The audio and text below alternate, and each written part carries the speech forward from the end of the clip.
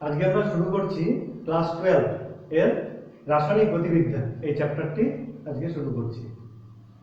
তো প্রথমে আমরা জানবো যে এই চ্যাপ্টারটি আমরা কেন পড়ব, এই বিষয়ে একটু জানা যাক। আমরা রাসায়নিক বিক্রিয়ার যে সমীকরণ লিখি, মনে করো একটা সমীকরণ আছে a প্লাস বি, এখান থেকে আমরা সি এবং ডি এই দুটো আমরা পাচ্ছি। তো এই যে রাসায়নিক সমীকরণটা আছে, এখান থেকে না আমরা অনেক বিষয় জানতে পারি না। তাহলে কি কি বিষয় জানতে পারি না সেটা একটু জানা যাক। প্রথমত, এই যে আমি সমীকরণটা লিখেছি, অর্থাৎ এই যে রাসায়নিক বিক্রিয়াটি, এই বিক্রিয়াটি আদৌ সংঘটিত হবে কিনা সেটা কিন্তু সমীকরণ দেখে আমরা বলতে পারি না। দ্বিতীয়ত, যে যে বিক্রিয়ক পদার্থগুলি আছে তার ঠিক কত অংশ বিক্রিয়াজাত পদার্থে পরিণত হবে সেটা কিন্তু আমরা রাসায়নিক সমীকরণ দেখে কখনোই বলতে পারি না। তৃতীয়ত, এই যে রাসায়নিক বিক্রিয়াটি আছে, এই বিক্রিয়াটি ঘটতে কত সময় লাগবে এটা কিন্তু আমরা সমীকরণ দেখে কখনোই বলতে পারি না।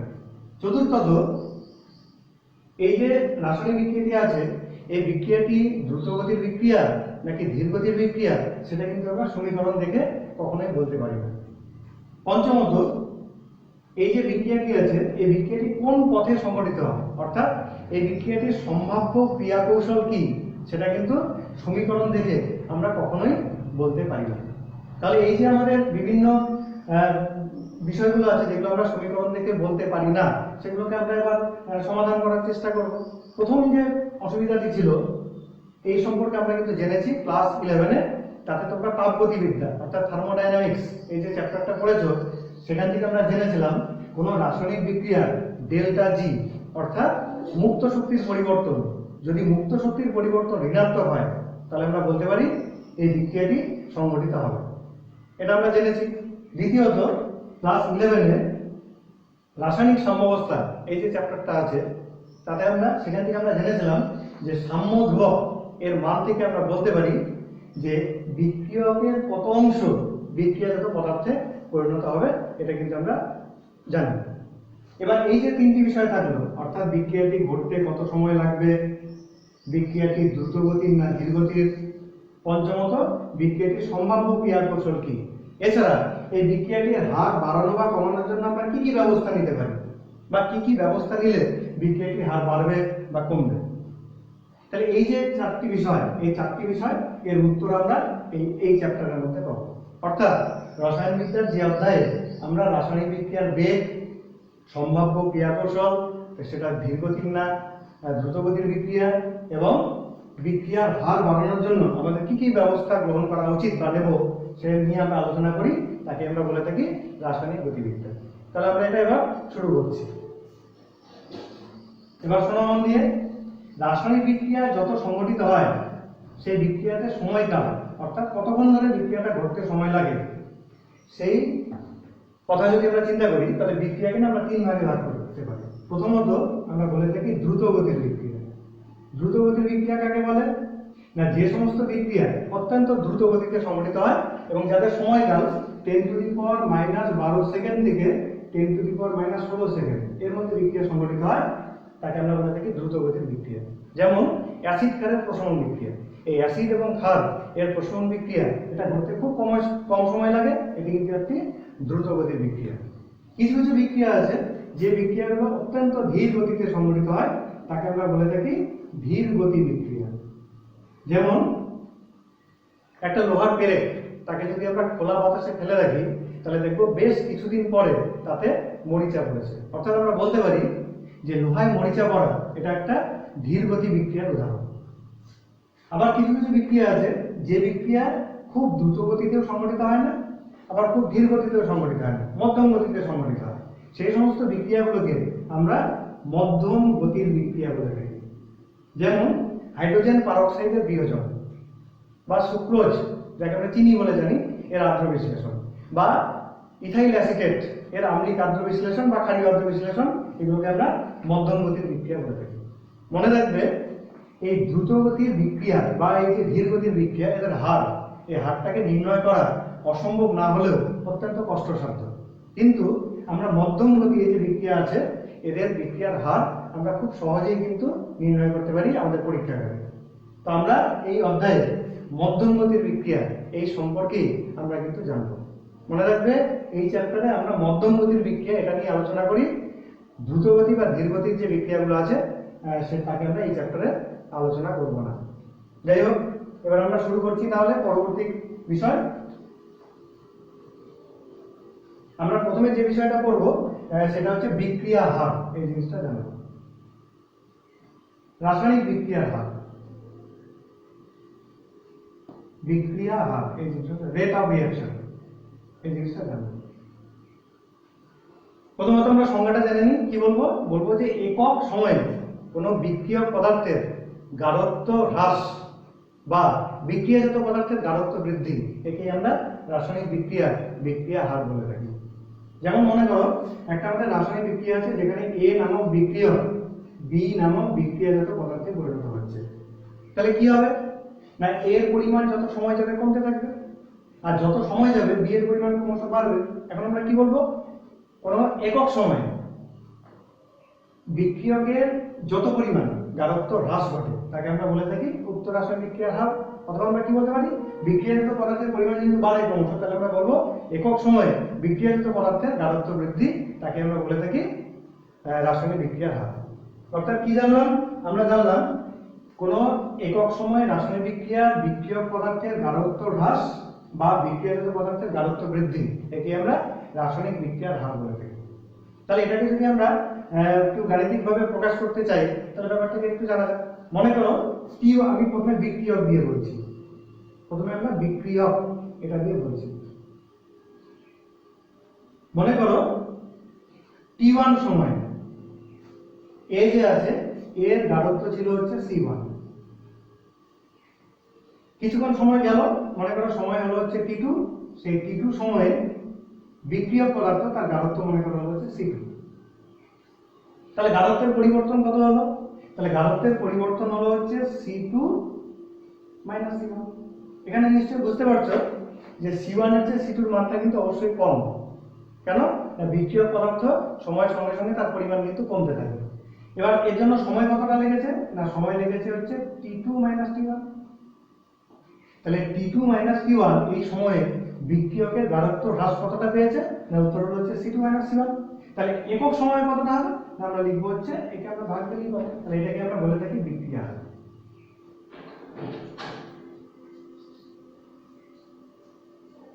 বুঝা গেছে? এবং এখানে যেহেতু C2 - C1 এই মানটা ঋণাত্মক, তাহলে মনে রাখবে এই ক্ষেত্রে মানটা কিন্তু অতি অবশ্যই ঋণাত্মক হবে। সেই কথাটা মাথায় রাখবে। আমরা বিক্রিয়াজাত পদার্থের গাঢ়ত্ব বৃদ্ধি দিয়েও আমরা বিক্রিয়ার হারকে প্রকাশ করতে পারি।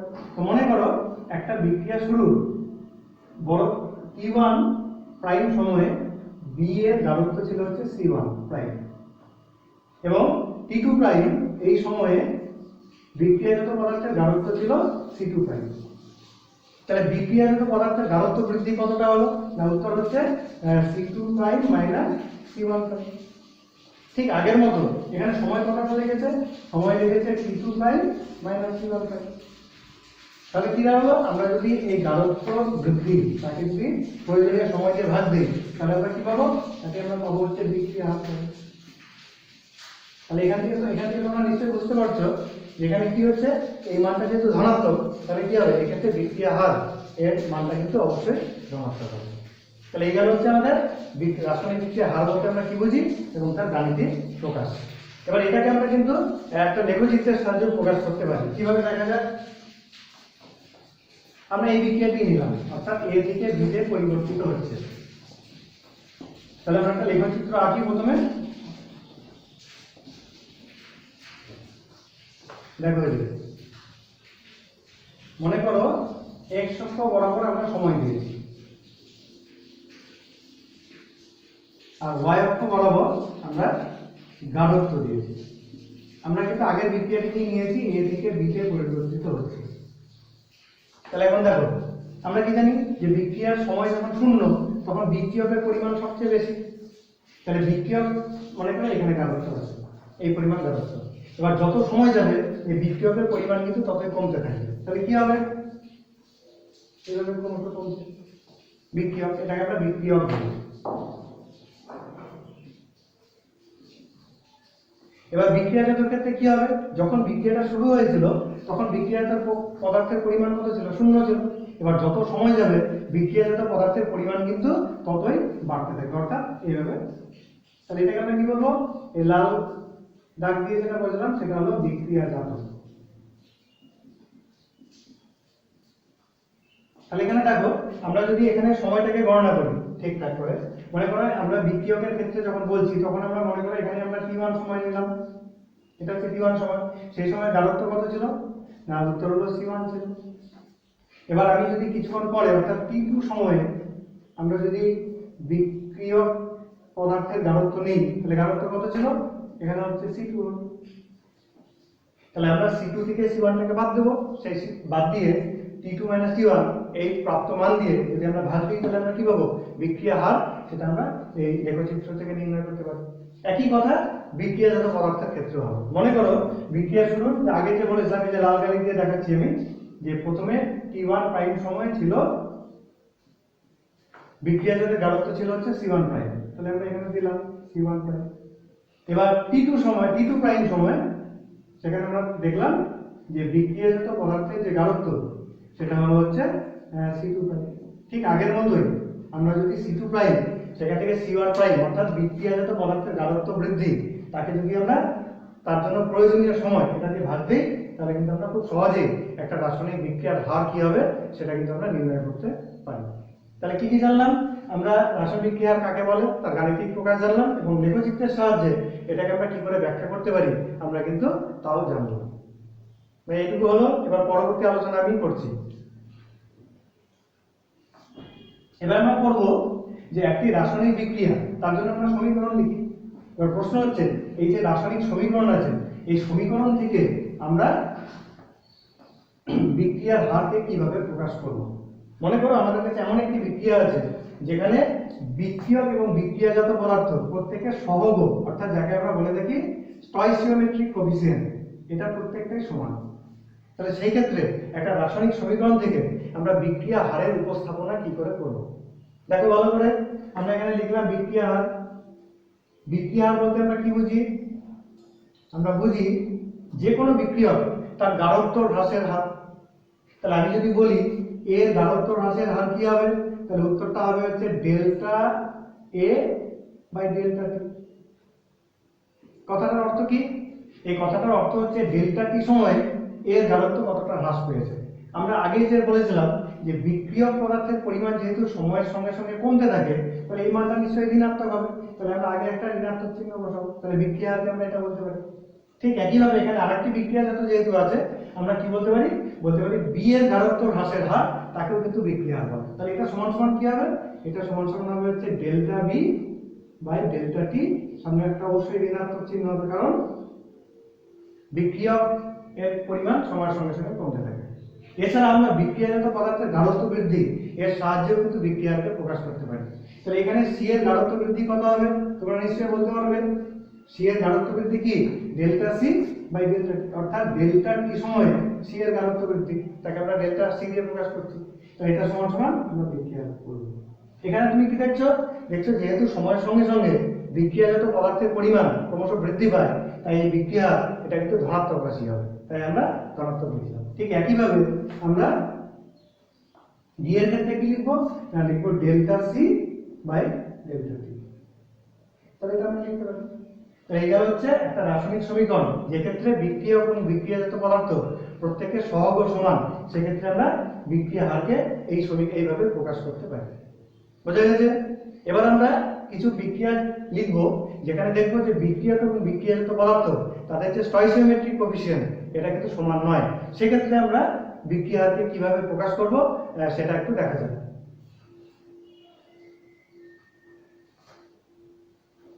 মনে করো আমাদের একটি রাসায়নিক সমীকরণ আছে যেখানে আমরা লিখলাম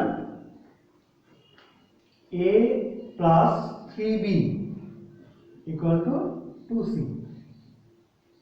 এখানে আমরা কি বলতে পারি, 1 মোলে 3 মোল বি বিক্রিয়া করে 2 মোল সি উৎপন্ন করে। তাহলে এখানে বিক্রিয়া হার বলতে আমরা কি বুঝি, a বা b এর গাঢ়ত্ব হ্রাসের হার, অথবা কি c এর গাঢ়ত্ব বৃদ্ধির হার, তাকে আমরা কি বলবো, এই বিক্রিয়া হার বলবো।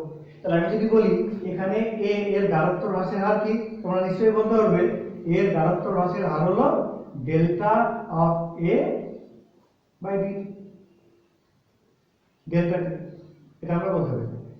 আমি যদি বলি বি এর গাঢ়ত্ব হ্রাসের হার কি, তোমরা নিশ্চয়ই বলতে পারবে কি, এক্ষেত্রে এটা হবে ডেল্টা বি বাই ডেল্টা টি,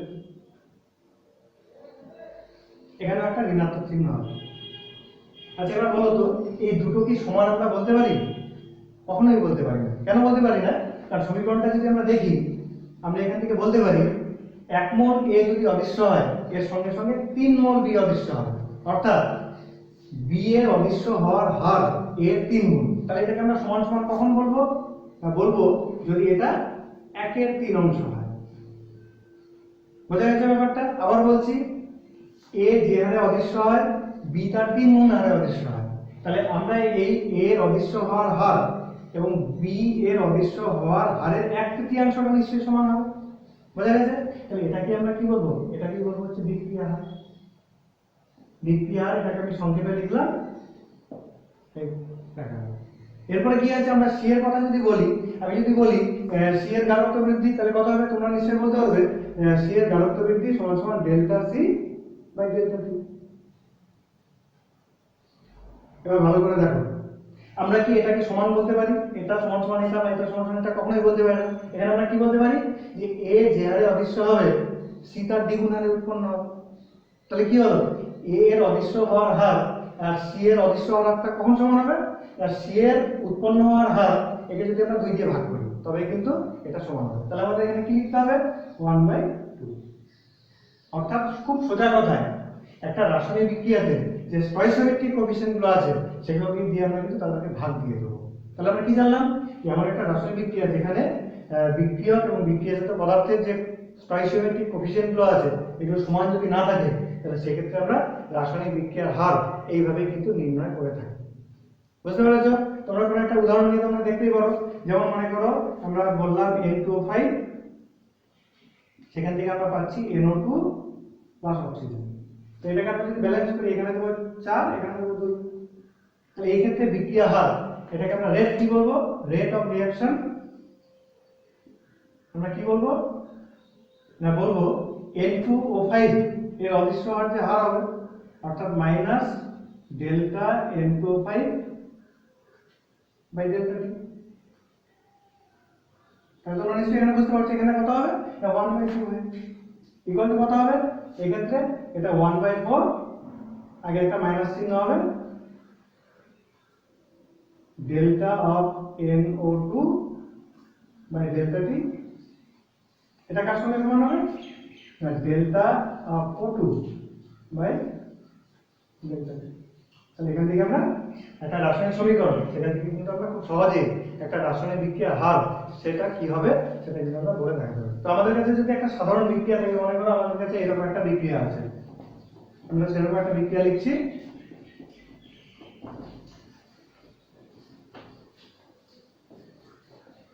দেখো এদিকে মনে করো x মোল A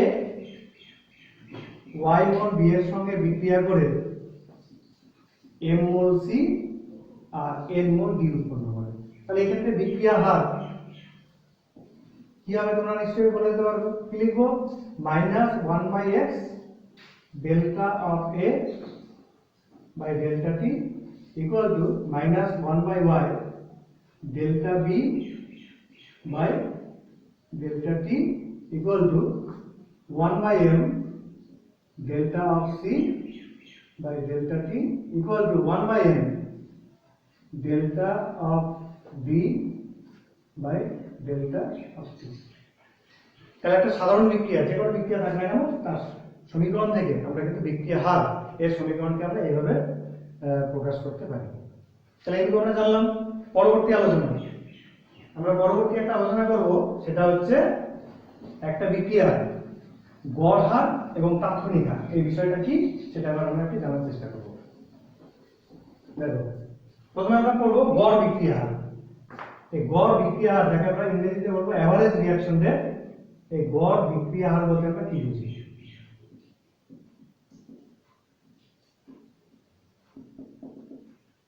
কাকে বলে? উত্তর হলো নির্দিষ্ট সময়ের ব্যবধানে কোনো বিক্রিয়ক পদার্থের গাঢ়ত্ব হ্রাসের হার, গাঢ়ত্ব হ্রাস বা বিক্রিয়াজাত পদার্থের গাঢ়ত্ব বৃদ্ধি, একে যদি প্রয়োজনীয় সময় দিয়ে আমরা ভাগ দেই তাহলে যে রাশিটি পাবো তাকে আমরা বলবো গড় বিক্রিয়া হার। কি করে বুঝবো? মনে করো একটা বিক্রিয়া শুরু ৫ম সেকেন্ডে, কোনো একটা বিক্রিয়ক পদার্থের গাঢ়ত্ব ছিল হচ্ছে 5 মোল পার লিটার। এবার বিক্রিয়াটা চলছে, চলার ১০ম সেকেন্ডে আমরা মনে করো বিক্রিয়ক পদার্থের গাঢ়ত্ব পেলাম হচ্ছে 3 মোল পার লিটার। তাহলে দেখো এখানে এই যে সময়ের ব্যবধানটা কত না, সময়ের ব্যবধানটা হচ্ছে 10 - 5 = 5 সেকেন্ড। এই 5 সেকেন্ড সময়ে গাঢ়ত্ব হ্রাস কতটা পেয়েছে? 5 - 3, তার মানে 2। তাহলে 2/5, এই যে এর ভাগফলটা আমরা পেলাম 0.4। এর নিশ্চয়ই একটা একক থাকবে, এই এককটা আমরা পরে আলোচনা করছি। এই যে এটাই হলো কি ওই বিক্রিয়া, এই সময়ের ব্যবধানে অর্থাৎ ৫ম সেকেন্ড থেকে ১০ম সেকেন্ড এই সময়ের ব্যবধানে ওই বিক্রিয়ার গড় বিক্রিয়া। বুঝতে পেরেছো? এবার আমরা জানবো যে আরেকটা বিষয়, সেটা হচ্ছে তাৎক্ষণিক বিক্রিয়া হার। এই তাৎক্ষণিক বিক্রিয়া হার এটা কাকে বলে এটা আমরা জানার চেষ্টা করব। তাৎক্ষণিক বিক্রিয়া হার,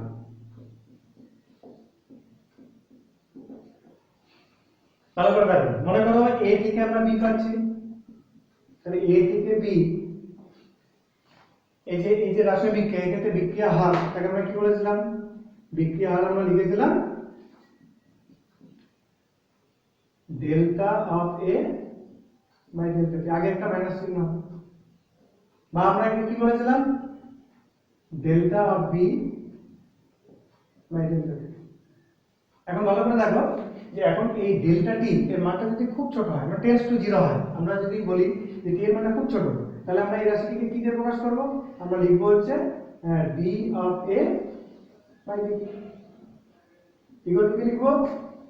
D of B by D. এটা আমরা বলবো। তাহলে এটাকে আমরা কি বলবো? রাসায়নিক বিক্রিয়া হার। তাহলে এই যে আমরা হারটা পাচ্ছি এটাকে আমরা বলবো তাৎক্ষণিক হার। অর্থাৎ কোনো রাসায়নিক বিক্রিয়া চলাকালীন কোনো মুহূর্তে, যে কোনো মুহূর্তে বিক্রিয়ক পদার্থের গাঢ়ত্ব হ্রাসের হার বা হ্রাস বা বিক্রিয়াজাত পদার্থের গাঢ়ত্ব বৃদ্ধি, একে আমরা বলে থাকি উক্ত রাসায়নিক বিক্রিয়ার তাৎক্ষণিক বিক্রিয়া হার। তাহলে মনে রাখলো যে এই যে আমরা এখানে গড় হার আছে, এটাকে আমরা তাৎক্ষণিক হার এভাবে প্রকাশ করলাম, গড় হারকে আমরা এভাবে প্রকাশ করলাম, তাৎক্ষণিক হারকে আমরা এভাবে প্রকাশ করলাম। এবার প্রশ্ন হচ্ছে যে এই গড় বিক্রিয়া হার এবং তাৎক্ষণিক বিক্রিয়া হার এই দুটির মধ্যে কোনটি বেশি যুক্তিযুক্ত? তাহলে এটা আমরা একটু ব্যাখ্যা করার চেষ্টা করি। এটা একটু মন দিয়ে শুনে নেবে, মন দিয়ে শোনো। আমরা এই বিক্রিয়াটা বলছি, আমরা কি বলেছি? এখানে বিক্রিয়া শুরুর ৫ম সেকেন্ডে বিক্রিয়কের গাঢ়ত্ব 5 মোল, বিক্রিয়া শুরুর ১০ম সেকেন্ডে বিক্রিয়কের গাঢ়ত্ব 3 মোল। এখান থেকে আমরা হারটা পেলাম 0.5। এর একটা একক আছে, এককটা আমি বলে দিচ্ছি, মোল লিটার ইনভার্স সেকেন্ড ইনভার্স, এটা হচ্ছে তার একক। এবার ভালো করে খেয়াল করো যে আমি এই যে সময় ইন্টারভ্যাল মানে ৫ম সেকেন্ড থেকে ১০ম সেকেন্ড পর্যন্ত হারটা এটাই হচ্ছে। আমি যদি বলি ৬ষ্ঠ সেকেন্ডে বিক্রিয়া হার কি, আমাদের এটাই বলতে হবে। আমরা যদি বলি ৭ম সেকেন্ডে বিক্রিয়া হার কি, এটাই বলতে হবে। অনুরূপভাবে ৮ম বা ৯ম বা ১০ম সেকেন্ডে বিক্রিয়া হার কি হবে, আমাদেরকে এটাই বলতে হবে। কিন্তু এটা কিন্তু ঠিক নয়, কারণ আমরা জানি যে যত সময় যাচ্ছে বিক্রিয়কের গাঢ়ত্ব কিন্তু ততই কমছে। তাহলে বিক্রিয়কের গাঢ়ত্ব যদি কমতে থাকে, সেই রাসায়নিক বিক্রিয়ার হার সেটা কিন্তু অবশ্যই কমবে।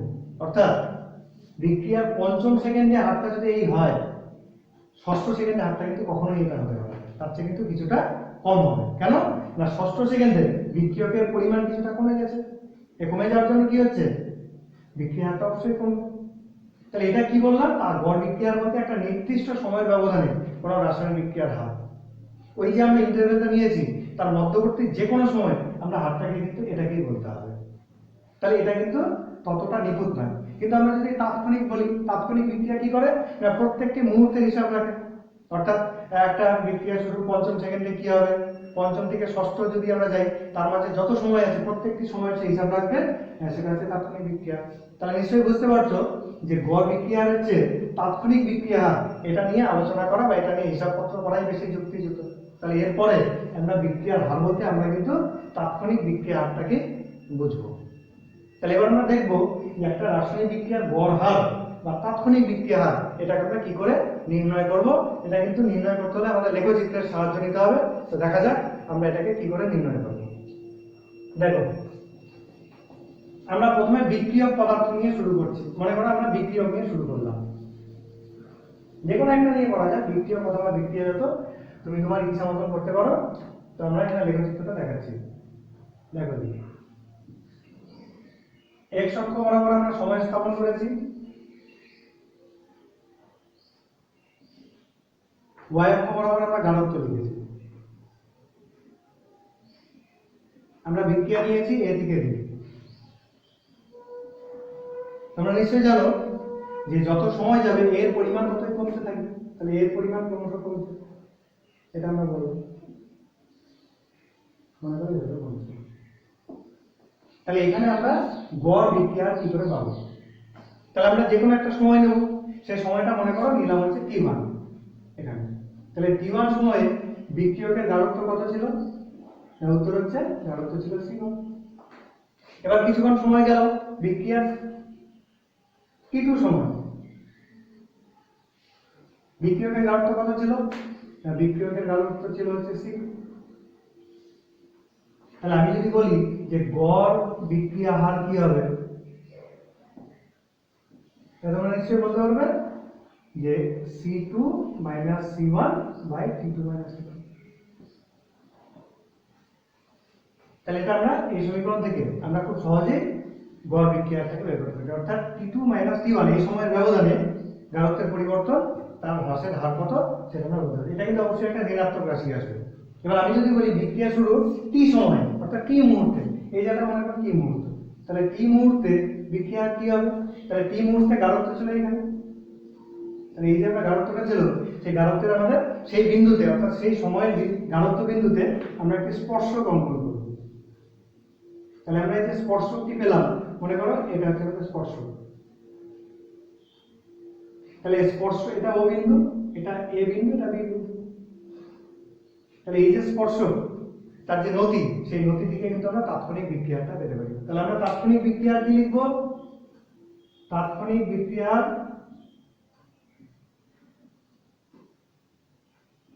সমান সমান OA বাই ও বিক্রিয়া আমরা লিখব। তাহলে কি জানলাম? যে একটা গড় বিক্রিয়া কিভাবে বের করতে হয় লেখচিত্র থেকে আমরা সহজেই বলতে পারি। কিন্তু আমরা যদি তাৎক্ষণিক বিক্রিয়া বের করি, তাহলে একটা টি-তম সময়ে যে গাঢ়ত্ব বিন্দু আছে, সেই বিন্দুতে আমরা একটা স্পর্শক অঙ্কন করব। সেই স্পর্শকের যে নতি, সেই নতি কিন্তু সেই সময়ে উক্ত বিক্রিয়ার তাৎক্ষণিক হারকে নির্দেশ করে। বুঝতে পেরেছো? তাহলে এইভাবে লেখচিত্রের সাহায্যে আমরা একটা রাসায়নিক বিক্রিয়া গড় বিক্রিয়া হার এবং তাৎক্ষণিক বিক্রিয়া হার এই দুটোকে নির্ণয় করতে পারি। পরবর্তী আলোচনা এবার আমরা করব বিক্রিয়া হারের একক কি হবে। এটা আমরা অলরেডি বলেই ফেলেছি, হারের একক, বিক্রিয়া হারের একক। তাহলে কি লিখবো? আমরা কি জানি বিক্রিয়া হারের একক? বিক্রিয়া হার সমান কি? গাঢ়ত্বের পরিবর্তন বাই সময়। তাহলে এখানে আমরা লিখবো গাঢ়ত্বের একক বাই সময়ের একক, এটা আমরা লিখব। তাহলে গাঢ়ত্বের একক কি? গাঢ়ত্বের এককে আমরা জানি মোল লিটার ইনভার্স, আর সময়ের একক সেকেন্ড ইনভার্স বা মিনিট ইনভার্স, যেমন আমাদের ইচ্ছা। তাহলে কি হলো? বিক্রিয়ার একক কি দাঁড়ালো? মোল litre inverse second inverse. Second inverse আপনি মিনিট ইনভার্সও লিখতে পারেন। কোনো বিক্রিয়া যদি গ্যাসীয় অবস্থায় সংঘটিত হয়, সেক্ষেত্রে আমরা গাঢ়ত্বকে আমরা নিশ্চয়ই আংশিক চাপ দিয়ে প্রকাশ করে থাকি। তাহলে সেক্ষেত্রে এককটা কি হবে? গ্যাসীয় মাধ্যমে যদি বিক্রিয়া সংঘটিত হয়, সেক্ষেত্রে এককটা হবে অ্যাটমোস্ফিয়ার সেকেন্ড ইনভার্স। এটাকে আমরা বলবো বিক্রিয়ার একক। বুঝা গেছে? তাহলে আমরা বিক্রিয়ার একক সম্পর্কে জানলাম। পরবর্তী আলোচনা এবার আমরা করব যে একটা রাসায়নিক বিক্রিয়া এর নিয়ন্ত্রণকারী যে বিষয়সমূহ আছে সেগুলো সম্পর্কে আমরা আলোচনা করব। তাহলে রাসায়নিক বিক্রিয়ার নিয়ন্ত্রণকারী যে বিষয়গুলো আছে সেগুলো প্রথমে আলোচনা করি। প্রথমে আমরা বলবো গাঢ়ত্ব। মনে রাখবে, একটা রাসায়নিক বিক্রিয়ায় বিক্রিয়কের গাঢ়ত্ব যত বাড়ে, বিক্রিয়ার হার এটা কিন্তু তত বাড়ে। এটা প্রথম বিষয় গেল। দ্বিতীয়ত, বিক্রিয়ক ও বিক্রিয়াজাত পদার্থের প্রকৃতি। আমি সম্পূর্ণটা লিখছি না। বিক্রিয়ক ও বিক্রিয়াজাত পদার্থের প্রকৃতি। রাসায়নিক বিক্রিয়ায় কি হয়? রাসায়নিক বিক্রিয়ায় একটি বন্ধন বিয়োজিত হয়, একটা নতুন করে বন্ধন গঠিত হয়। তাহলে সেই যে বন্ধনগুলো বিয়োজিত হচ্ছে এবং তাদের শক্তি এবং তাদের সংখ্যা, এর উপর কিন্তু বিক্রিয়ার হার অনেকাংশে নির্ভরশীল। নাম্বার 3, উষ্ণতা। আমরা জানি যে উষ্ণতা যদি বৃদ্ধি পায় তাহলে বেশিরভাগ প্রায় সমস্ত বিক্রিয়ার হার কিন্তু বৃদ্ধি পায়। পরীক্ষা করে দেখা গেছে বেশিরভাগ বিক্রিয়ার ক্ষেত্রে আমরা দেখি যে উষ্ণতা যদি আমরা 10 ডিগ্রি সেন্টিগ্রেড বৃদ্ধি করি তাহলে বেশিরভাগ ক্ষেত্রে আমরা দেখি বিক্রিয়ার হারটা প্রায় দ্বিগুণ বৃদ্ধি পায়। এটা 1.5 গুণ হতে পারে, 5 গুণ হতে পারে, কিন্তু সাধারণ ক্ষেত্রে আমরা দেখা যায় যে বিক্রিয়ার হারটা বেড়ে যায়। অর্থাৎ উষ্ণতার বৃদ্ধিতে বিক্রিয়ার হার এটা কিন্তু সবসময় বৃদ্ধি পায়। নাম্বার 4, আমরা বলবো কঠিন বিক্রিয়কের পৃষ্ঠতলের ক্ষেত্রফল। কঠিন বিক্রিয়কের পৃষ্ঠতলের ক্ষেত্রফল। বিক্রিয়ক এর পৃষ্ঠতলের পরিমাণ যদি বৃদ্ধি পায়, অর্থাৎ বিক্রিয়কগুলিকে যদি আমরা চূর্ণ বিচূর্ণ আকারে নিই তাহলে তাদের পৃষ্ঠতলের ক্ষেত্রফল অনেক বাড়বে। ফলে অধিক পরিমাণ বিক্রিয়ক অণুগুলি পরস্পরের সংস্পর্শে আসতে পারবে। তাহলে সংস্পর্শে যদি আসে তাহলে বিক্রিয়ার কি হবে? অবশ্যই দ্রুত গতিতে হবে। তাহলে এটা আমরা বলতে পারি যে কঠিন বিক্রিয়কের পৃষ্ঠতলের ক্ষেত্রফল যত বাড়বে বিক্রিয়ার হার কিন্তু ততই বেশি বাড়বে।